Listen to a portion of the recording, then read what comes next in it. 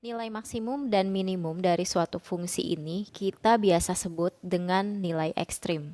Ya, jadi nilai ekstrim ada dua, ekstrim maksimum dan ekstrim minimum. Sementara tempat terjadinya nilai ekstrim adalah titik kritis. Jadi nilai ekstrim ini terjadi di titik kritis. Atau bisa juga kita balik, titik kritis adalah tempat terjadinya nilai ekstrim. Titik kritis ini ada tiga jenis. Yang pertama adalah ujung-ujung selang. Yang kedua, titik stasioner. Dan yang ketiga adalah titik singular.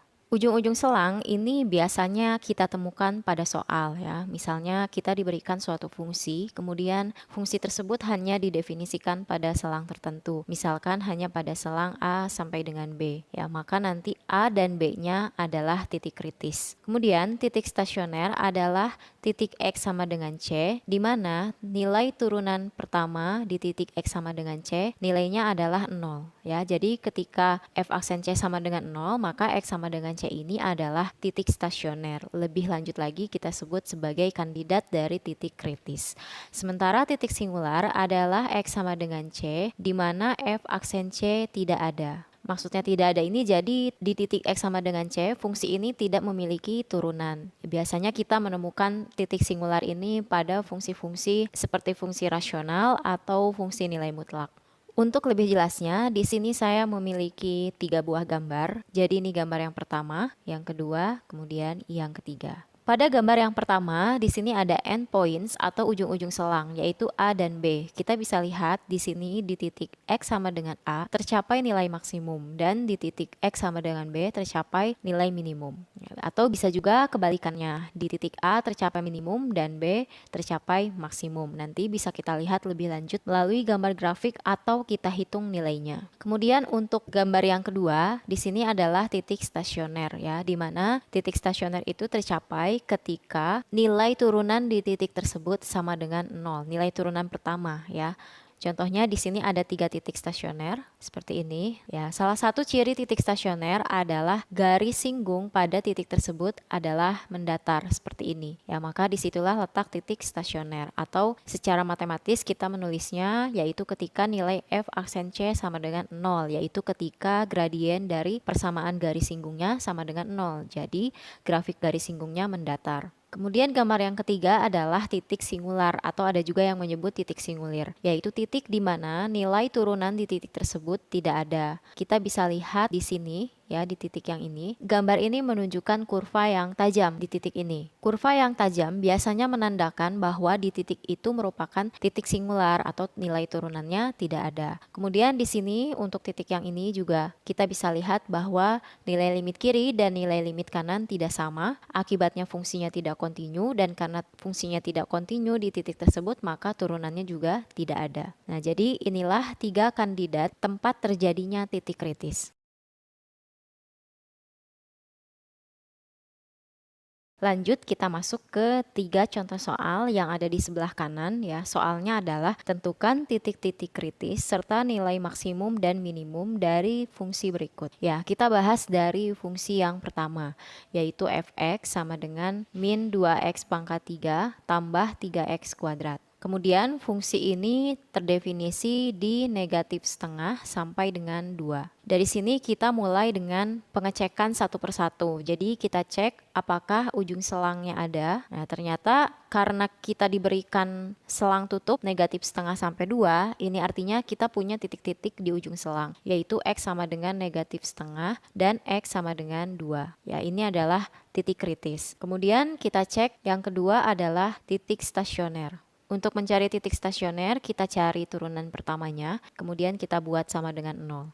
Turunan pertamanya adalah negatif 6x kuadrat ditambah 6x sama dengan 0. Kemudian kita bagi dengan negatif 6, sehingga kita peroleh x kuadrat kurangi x sama dengan 0. Kemudian kita faktorkan menjadi x dikalikan x min 1. Dari sini kita peroleh nilai x-nya adalah 0 dan x sama dengan 1. Kesalahan yang sering dilakukan ketika mengerjakan persamaan seperti ini adalah kita membagi dengan x. Membagi dengan x akan membuat kita kehilangan akar x sama dengan 0 ini ya. Jadi untuk persamaan seperti ini tidak boleh dibagi dengan variabel. Selanjutnya yang ketiga adalah titik singular. Fungsi polinom seperti contoh nomor 1 ini adalah fungsi yang terdefinisi, kemudian kontinu dan diferensiabel di seluruh bilangan real. Maka untuk fungsi polinom seperti ini tidak punya titik singular, jadi titik singularnya tidak ada.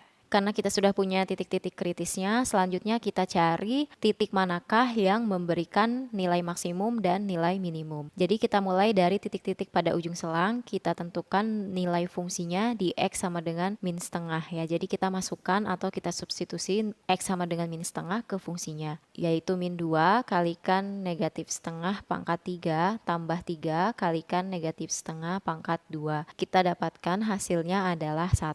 Kemudian untuk X sama dengan 2, ini juga kita substitusi, kalikan 2 pangkat 3, tambah 3, kalikan 2 pangkat 2, hasilnya negatif 4. Setelah itu untuk titik stasionernya, F0 memberikan kita nilai 0, kemudian F1 memberikan kita nilai 1. Kemudian kita dapat bandingkan nilainya, di sini ada 1, min 4, 0, dan 1. Artinya F2 sama dengan negatif 4 adalah nilai minimum. Jadi nilai minimum fungsi ini tercapai di X sama dengan 2. Kemudian nilai maksimumnya adalah di F min setengah yang sama dengan F1, yaitu nilainya adalah 1. Ini adalah nilai maksimum.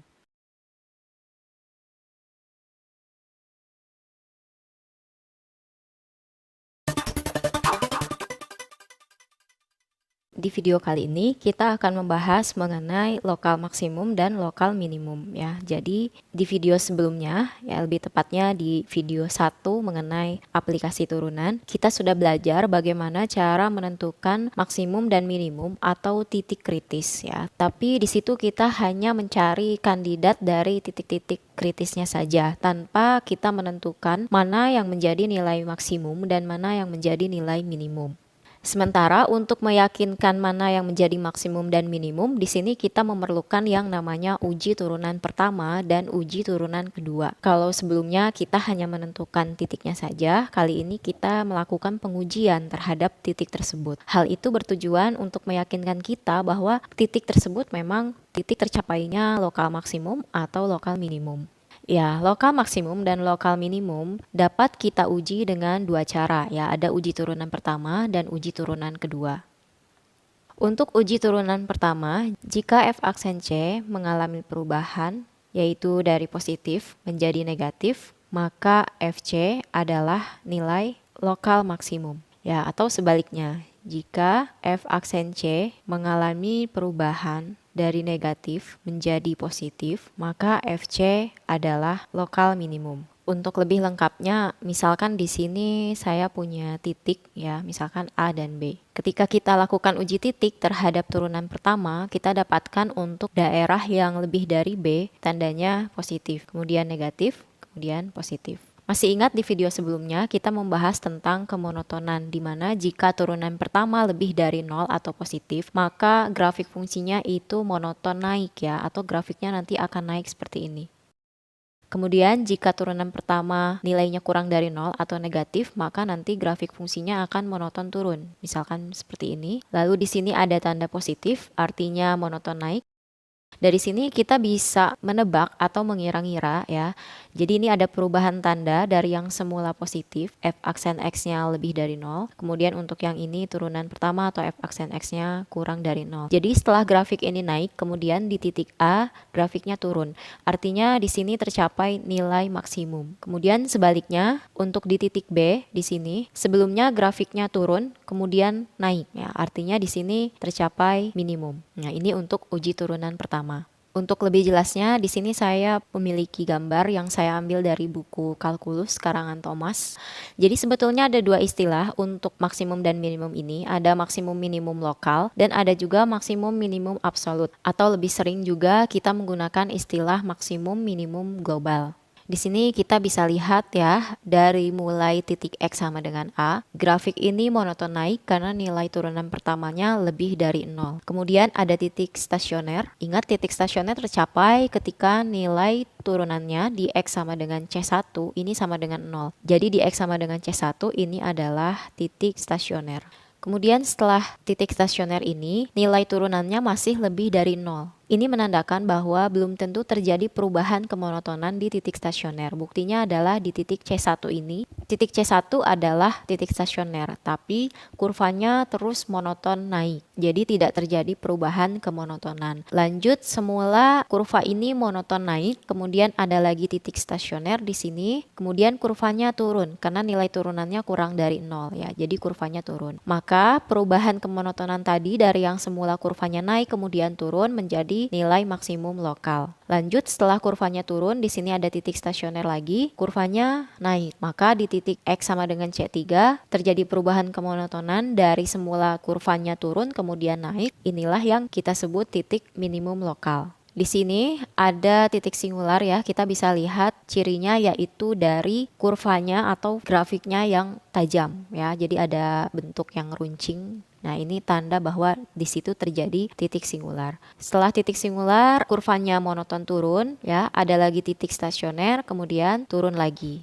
Ya, dari sini kita bisa lihat bahwa kurva ini mencapai beberapa lokal minimum ya. Di sini ada lokal minimum, ini juga ada lokal minimum. Di sini juga tercapai nilai minimum, tapi karena nilai minimum ini adalah nilai yang paling kecil dibandingkan lokal minimum yang tadi, maka ini kita sebut juga dengan global minimum. Jadi bisa kita sebut ini adalah nilai minimum terendah dari kurva fx. Kemudian ada dua nilai maksimum ya, ini lokal maksimum, ini juga maksimum. Ya, kita bandingkan nilainya, yang paling besar adalah di titik X sama dengan C4. Di sini ini adalah absolute maksimum atau global maksimum.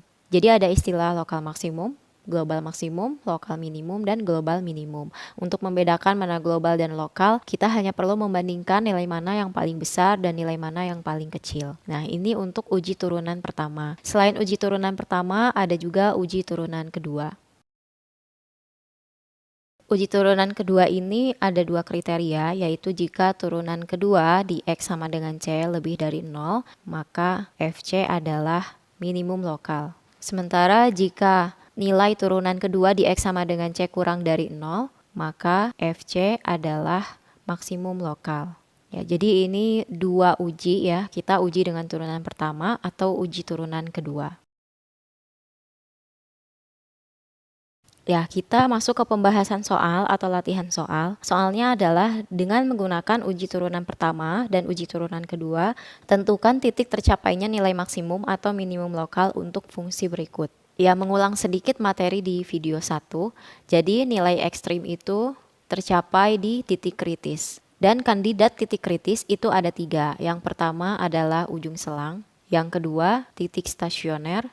Yang ketiga adalah titik singular. Untuk ujung selang biasanya itu diberikan di soal. Sementara yang kedua, titik stasioner kita peroleh dari nilai turunan pertamanya kita buat sama dengan 0. Dan yang terakhir, yang ketiga, titik singular itu tercapai ketika di titik tersebut fungsi tidak memiliki turunan. Jika kita melihat soal yang ada di sebelah kiri, ini soalnya kebetulan adalah polinom semua ya, atau suku banyak. Untuk nomor 1, polinom derajat 3, dan untuk nomor 2 dan 3 adalah polinom derajat 4. Untuk 3 soal di sebelah kiri ini, dia tidak memiliki ujung selang karena tidak diberikan pada soal. Selain itu, untuk polinom juga tidak punya titik singular. Jadi untuk titik kritis ataupun nilai ekstrimnya, kita hanya bisa memeriksanya dari titik stasioner saja. Kita langsung bahas untuk nomor 1, fx sama dengan 1/3 x pangkat 3 kurangi x kuadrat kurangi 3x tambah 4. Kita cari dulu titik stasioner, yaitu turunan pertama kita buat sama dengan 0. Turunan pertamanya adalah x pangkat 2 kurangi 2x kurangi 3 sama dengan 0. Untuk mencari nilai x-nya kita faktorkan menjadi x min 3 x plus 1. Sehingga didapat titik stasionernya adalah x sama dengan 3 dan x sama dengan negatif 1.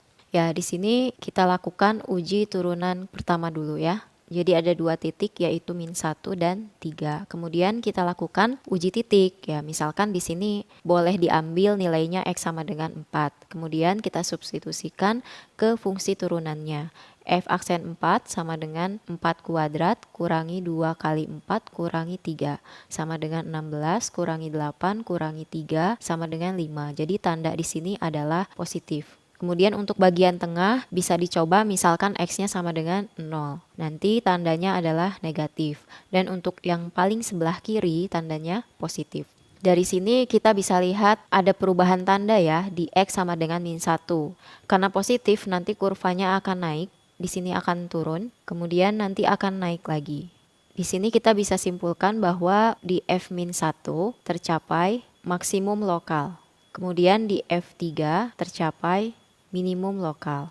Selanjutnya kita uji dengan turunan kedua. Jadi sebetulnya untuk menguji, ini tidak harus dua-duanya ya. Tidak harus uji turunan pertama sekaligus uji turunan kedua. Ya, kita bisa memilih mau menguji dengan turunan pertama atau menguji dengan turunan kedua saja. Tapi di sini saya memberikan contoh untuk dua uji yang sedang dibahas. Ya, jadi nanti kalian bisa memilih lebih suka menggunakan uji yang mana. Kita cari fungsi turunan keduanya. Turunan keduanya adalah 2x min 2. Kemudian kita cek di x sama dengan min 1, masukkan nilainya, ini min 4. Ya, kemudian untuk x sama dengan 3, 2 kalikan 3 kurangi 2, hasilnya 4. Karena di x sama dengan min 1, nilai turunan keduanya min 4, artinya kurang dari 0, maka di sini tercapai maksimum lokal.